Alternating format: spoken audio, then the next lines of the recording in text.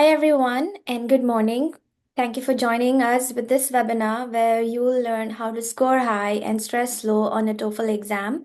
We have Dr. Kirtana joining us today, and she'll be pursuing her international DDS program at UNLV School of Dental Medicine, and she has great insights to help you prepare for TOEFL.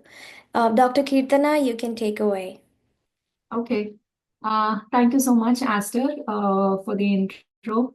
Hi, everyone. I'm Dr. Kirtana Kunaparaju, and today's session is about how you want to improve your TOEFL scores and at the same time, stress low during this preparation.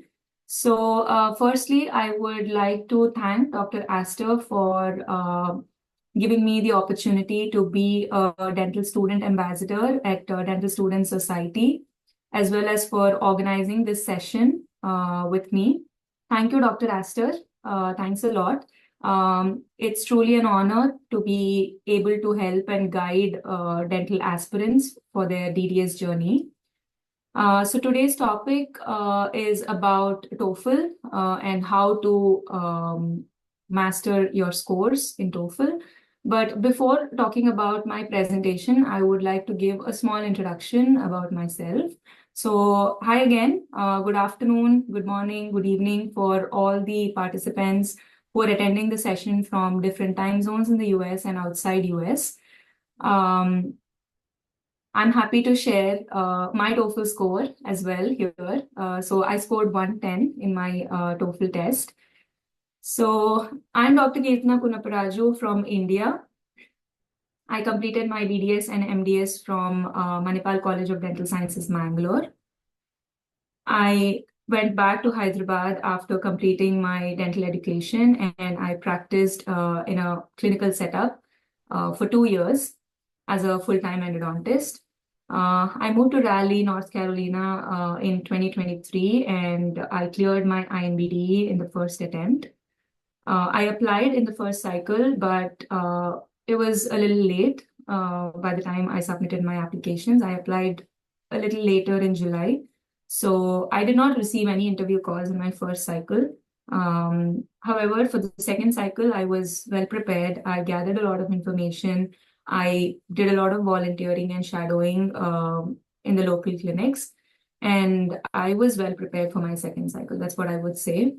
And I applied to 18 schools in 2024, which was my second cycle, out of which I got interview calls from 5 schools. I interviewed at 4 of them. I got accepted in 2 of them and waitlisted at 1 of them. So NYU and UNLV are the 2 schools that I got accepted into, and I chose UNLV. So this was about my journey. So let's dive right in and start with our session today. So TOEFL is a crucial step in your CAPIT application. That's what I would say, because it's not about that TOEFL is the deciding factor that whether you'll get an interview call or whether you'll get accepted into a dental school, but it is a major step. Okay. And I want you all to pay attention to each and every section that I'll be talking about in my session today.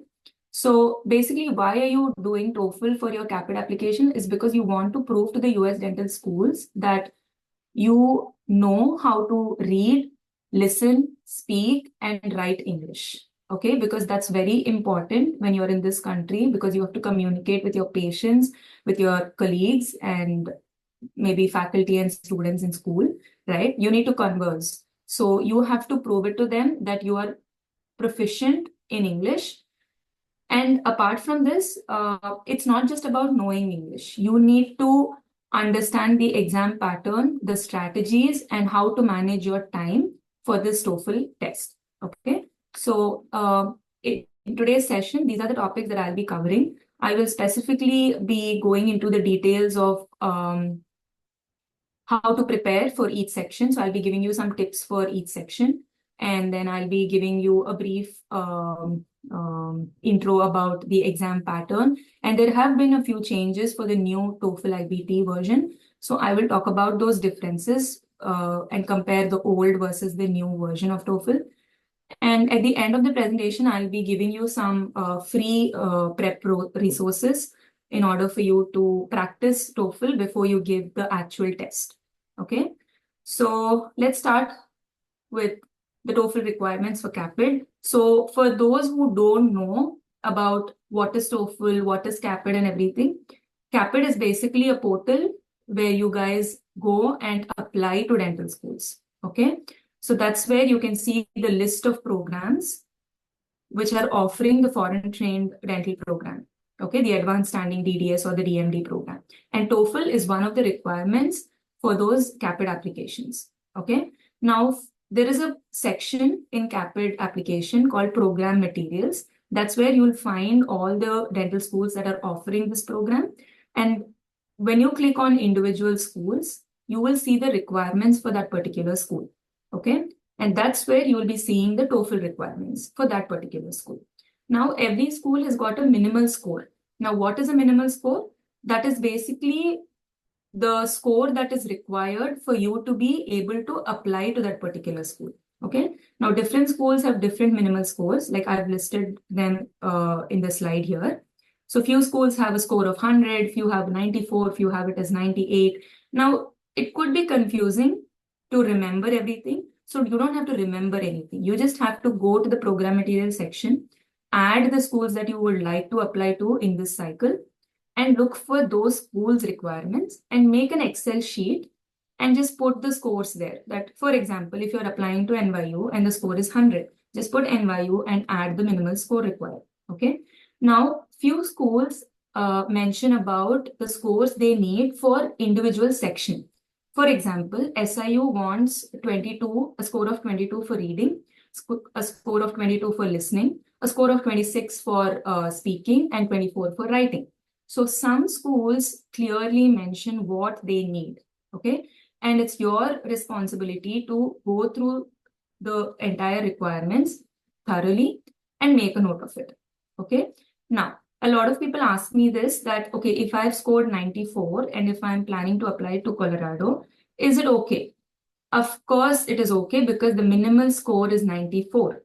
So if you have 94 or above, please apply.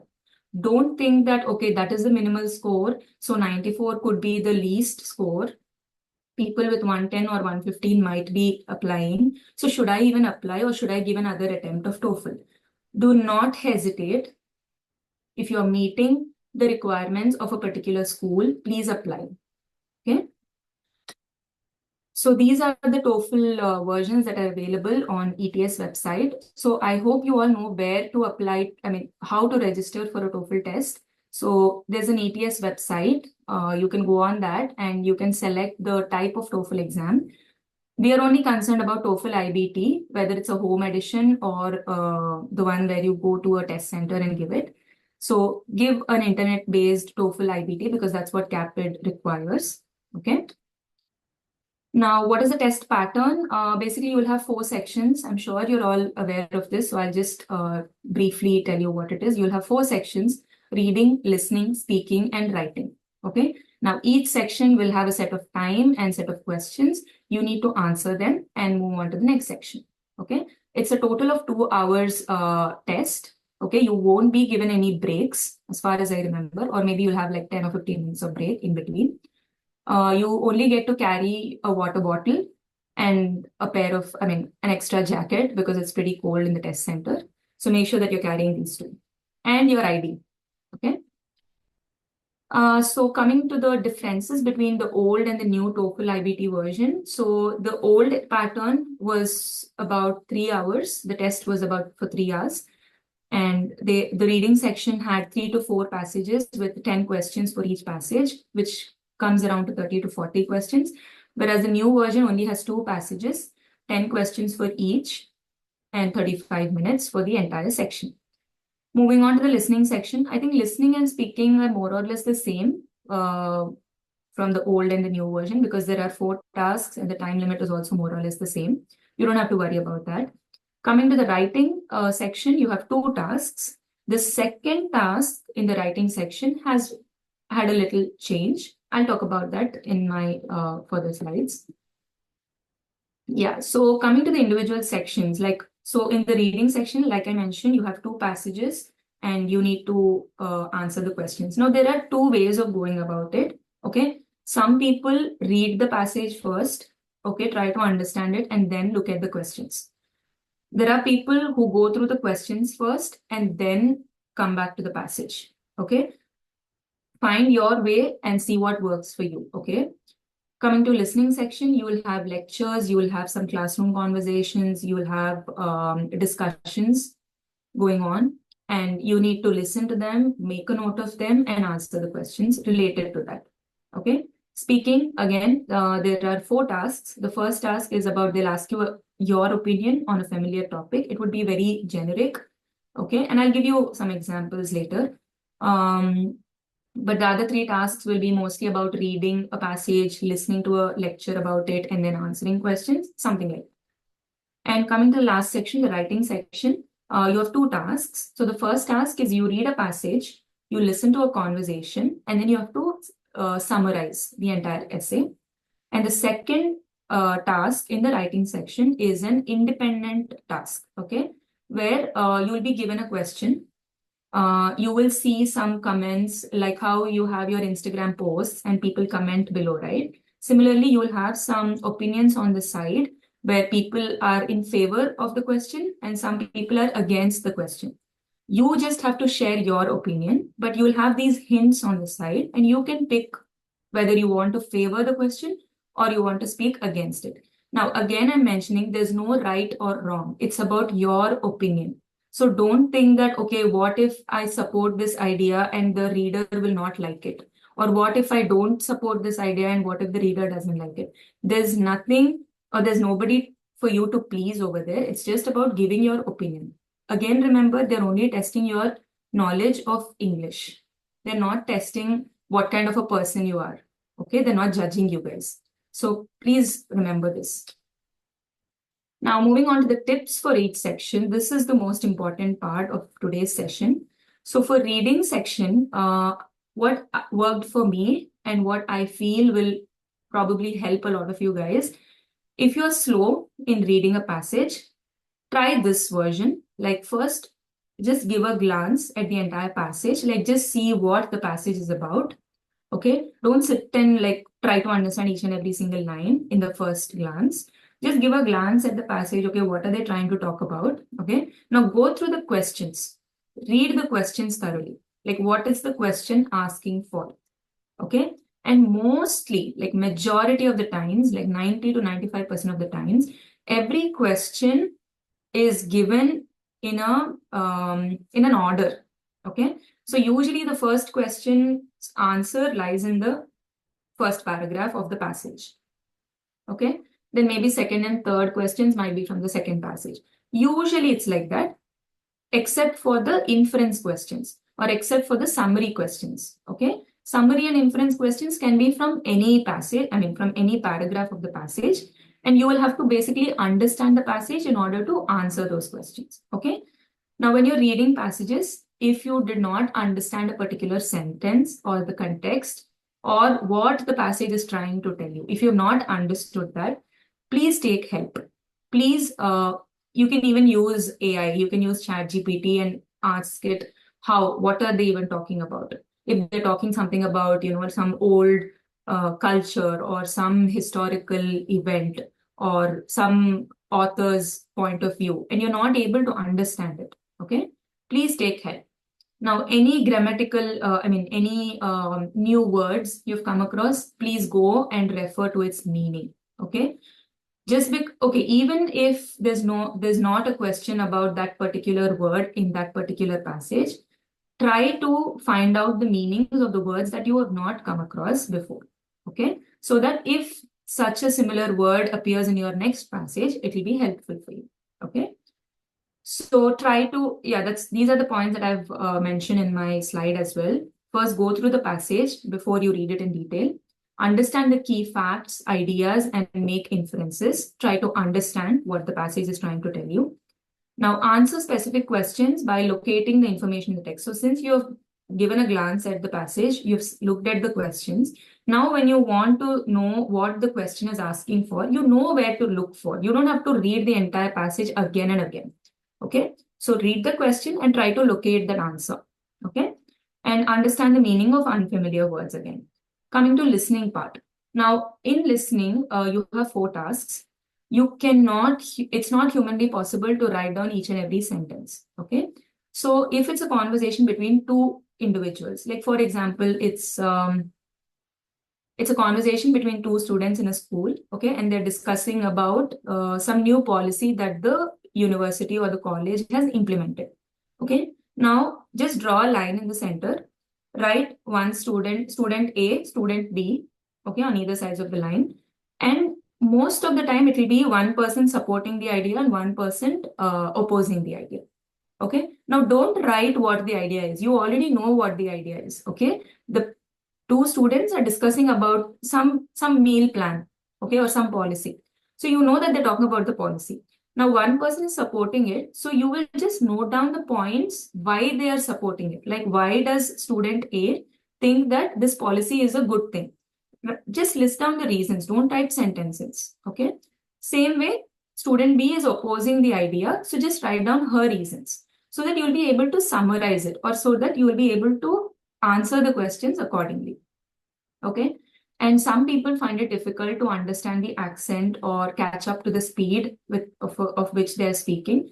So try listening to more podcasts or, like some audio books in order for you to be able to understand different accents and the technical language. Okay. Moving on to the speaking section. Speaking section is just about recording yourself, listening to yourself, and make sure that you're being very clear and concise in your speech. Okay.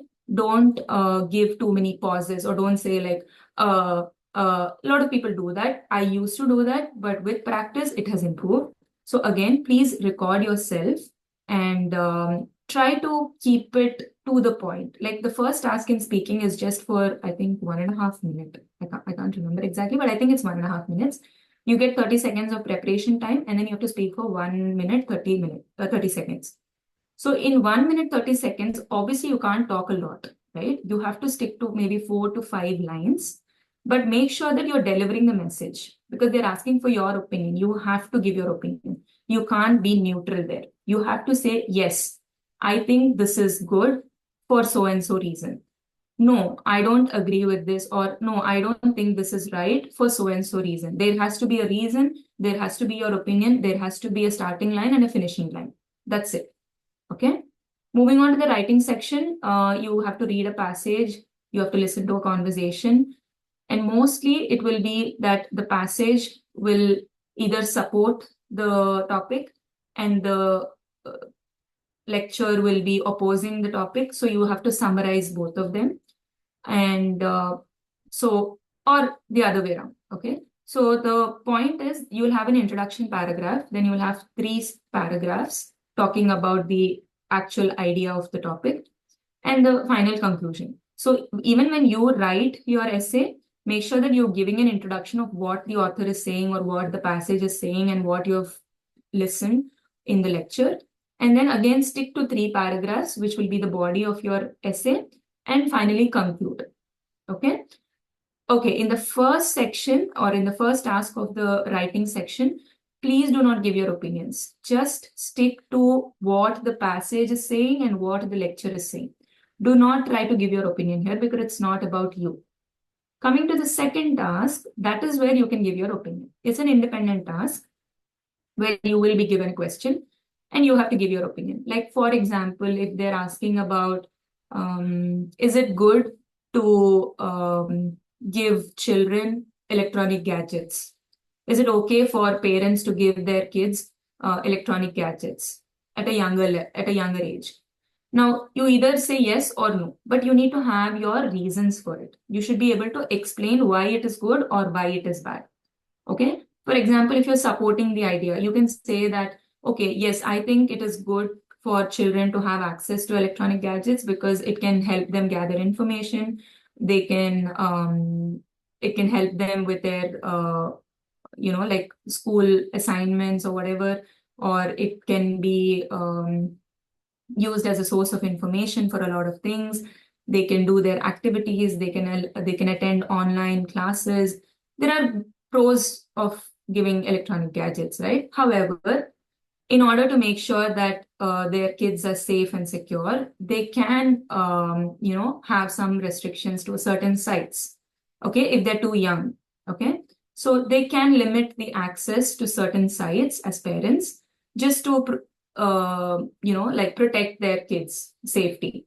So you can mention that. Or if you're against the idea of giving electronic gadgets to kids, you can give your reasons like, I don't think it's good for young children to have access to electronic gadgets for so and so reasons. It could strain their eyes, it could affect their mental health. Kids tend to be lazy and just sit at home and stick to the gadgets instead of going out and playing at that age. So whatever the reasons you have, try to put them in a proper structure and follow a flow. Okay, don't go here and there. Don't start with intro, then give your opinion, then talk about the reasons and give your conclusion. Don't do that. Structure it in an academic style. Don't use any shortcuts or abbreviations. Please write the full, write the entire spelling and don't put any shortcuts or symbols or anything. Check your grammatical mistakes, check your punctuation marks when you're writing itself. And this is what I have noticed. I had enough time for the writing section. Okay, I really had like a lot of time to even go back and check my mistakes. Okay, so don't worry that you will run out of time. Okay, but yes, if you're slow, please practice typing on the computer so that it'll help you with your main exam. So this is about the fees. So your TOEFL registration fee would be around $200, and the total score is for 120. Each section is scored for 30. Okay. Now don't break your heads about how they're going to score, which question weighs how many points and all of that. That's none of our business. We don't have to be concerned about it. Our duty is to answer all the questions and make sure that most of them are right. Okay. Don't worry about the rest of it. So please confirm or cross-check whether each school is concerned about the overall score or they have a particular requirement for individual sections. Like I mentioned, some schools like SIU, Southern Illinois, they had a requirement for each section that you have to have this much for reading, this much for listening, this much for speaking, and this much for writing. So make sure that you are well aware of which school you're applying to and what their TOEFL score requirements are, because you have to meet those score requirements in order to be eligible to apply to that school. Okay. Now, when to take the test? Again, so this is a question which each and everybody has it. Even I had it when I gave my TOEFL. So you have only 2 years of validity for TOEFL. So give your TOEFL at the end. Don't give it in the beginning because there's no point. Okay, give it at the end. So for example, if you're applying in March 2025, okay, next month, I would say just give your TOEFL 2 weeks before the cycle opens so that your results will be out by the time your cycle opens. Okay, and it will be valid from that date. Okay, now for example, you gave your TOEFL in January 2023. Okay, and you applied in 2023, you did not get in. 2024, again, you applied, you got in. It's a good thing. Now, you might be thinking that, okay, I just gave my TOEFL in 2023 Jan, so it should be valid in 2025 as well. Yes, it is valid till 2025 Jan. Okay, but few schools say that your TOEFL has to be valid until you start your program. Okay, now for example, Western University starts in June or May. Okay, now if I gave my exam in Jan 2023, my TOEFL score is not valid after Jan 2025, right? So now I'm joining school in May or June of 2025. So I'll have to give my TOEFL again before I start my program because that is their course requirement. Okay, so make sure that you are meeting your school's requirements. Check the TOEFL score validity and check the TOEFL score requirement for particular schools. Okay, see until when your TOEFL score is valid as per the school's requirement. Okay. these are few prep resources for TOEFL. These are the links for some of the free TOEFL exams. You can go to any of these sites and you can give your reading each section or a full length practice test as well. On the other side, you have a few books that I've mentioned for your TOEFL prep. I think I refer to the official guide to the TOEFL IBT, the one with the blue colored cover page. Any book is fine. See, at the end of the day, it's not like the same passage that you've practiced is going to appear in your exam. Okay. All you have to do is you have to be well aware of the pattern of the exam. Okay. You need to understand and figure out your ways of answering questions. And yeah, the more you practice, the better it is. For both speaking and writing tasks, please be like just go through some common topics, like the example that I mentioned, right? Like, is it good to give access to kids for the electronic devices, or is it okay if kids watch TV over the weekends? It is fine, right? That's what we think. So you need to have supporting reasons, okay, and not just give your opinion and end it over there, okay? But for speaking, keep it short. For writing, make sure that you have at least 3 or 4 ideas so that you can write a big essay on that, okay? Stick to the word limit, stick to the time limit, keep practicing more and more on these links as well as these books. Okay, and I think there are a few videos on YouTube as well. You also get a full length practice test on the ETS website when you register for your test. So practice as many as you want. You can even open ChatGPT and just ask it for a few writing and speaking samples or few reading passages for the TOEFL. Yeah, I'm sure you'll have a lot of resources to practice. So on the day of exam, please reach to your test center half an hour to 45 minutes before your test time. Make sure that everything is comfortable. Carry a bottle of water, carry a jacket because it's pretty cold inside. What else? Carry your ID. Don't take any paper, pen, and everything. They will give you all the stationery required. Okay. And when you are doing, so the only things that you need to write down on a paper are the listening task, the speaking task, and the writing task. For reading, you don't have to write anything on the piece of paper because you have the passage, you have the questions, you have the answers in the options of the questions, right? So you don't have to write anything on the piece of paper. As many sheets as needed, you will be given those by the test center people. So don't worry that you need more paper, so do you have to carry extra and all. They will give you a pencil. Yeah, I think, yeah, they give you a pencil and a paper. So take as many as you want. For listening, if there are 4 tasks, you divide your paper into 4. Like on this side, you divide it into 2. On the other side, divide it into 2. Write whatever is necessary, write the key facts and ideas. Don't try to write big sentences. Speaking, again, when you listen to a conversation or a lecture, note down the key points. For writing, when you're listening to the conversation in the first task of writing section, note down the points, like what the author or what the speaker is contradicting from what is there in the passage, and then try to summarize it at the end of it. Okay. So with this, I'll end my presentation and leave the floor for any questions. Also, if you need to contact me, this is my email ID and this is my page on Instagram. So I think we're done for today. Any questions are welcome. And if time doesn't permit for today or during this session, you can contact me through email or on my Instagram page. Thank you and all the best to all of you. Thank you so much, Dr. Kirtana, for giving us this wonderful session with your presentation. We do have a couple of minutes, so we can address maybe 2, 3 questions. Do you want to unshare your screen, Dr. Kirtana?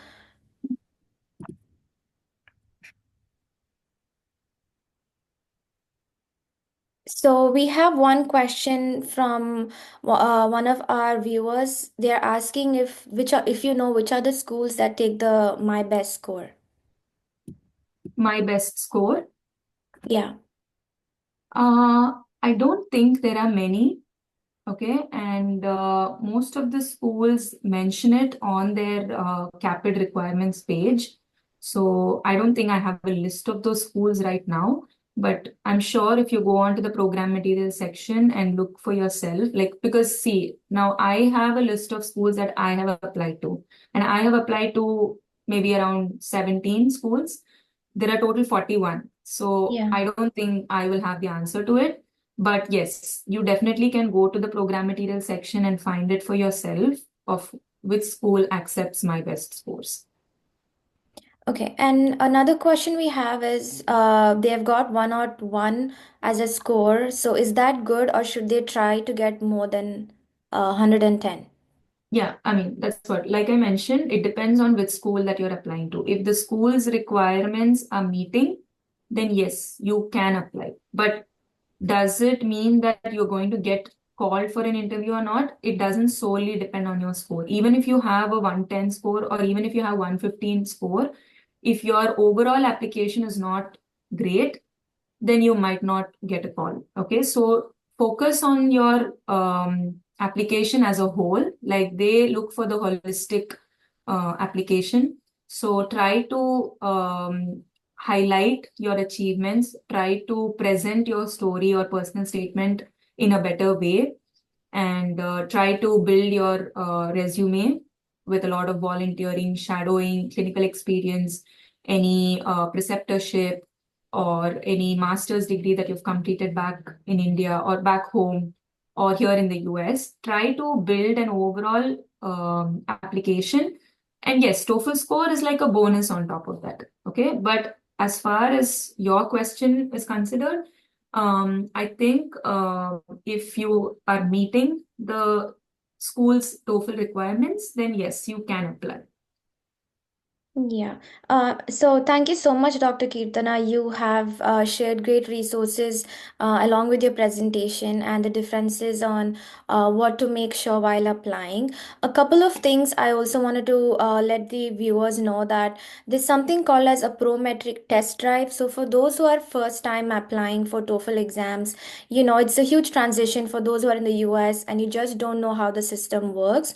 There's something called as a test drive where it's like a 30 minutes experience test, and you just get to know the test center you're going to give your exam at, and you just know how what are the steps like the security check-in or how the flow happens, so that it kind of relieves you from the stress that you might experience on that day of the exam. So just being familiar with how it is. Again, it is not mandatory just for the people who have anxiety issues or anything like that while before giving an exam. This is something that you can make use of. Another thing is, along with great resources that Dr. Kirtana mentioned, we also have exclusive discount code for the Dental Student Society members. You can log into noteful.com and select any courses that you want except the small group tutoring course, and apply a 10% off of DSS 10 code on your checkout, and maybe that can help you in your preparation as well. Another thing to add as well is regarding the resources itself. If you are in a place you are living at and you have a public library, most of the times public libraries offer TOEFL IBT test ready books, and just like the books that Dr. Kirtana mentioned, Barron's or the other books, you can always refer them. And if you have a public library card as a resident of that place, you can access them for free. So make sure that there are a lot of resources available both online and offline. And I hope that these resources really help you while preparing your exam and give you your dream score. So, again, thank you so much for all of you joining us today and spending your weekend with us. And Dr. Kirtana, again, I really appreciate you doing this with us. And also, a huge shout out for Dr. Kirtana. She's a DSS ambassador and she's been mentoring a lot of students who are aspiring to be dentists in the US. So thank you so much for doing that and supporting us in this Thank you venture. for giving me the opportunity. Yeah, thank you so much, everybody, and I hope you have a great weekend. All Thank right, you. take You care. too. Bye Bye bye. bye.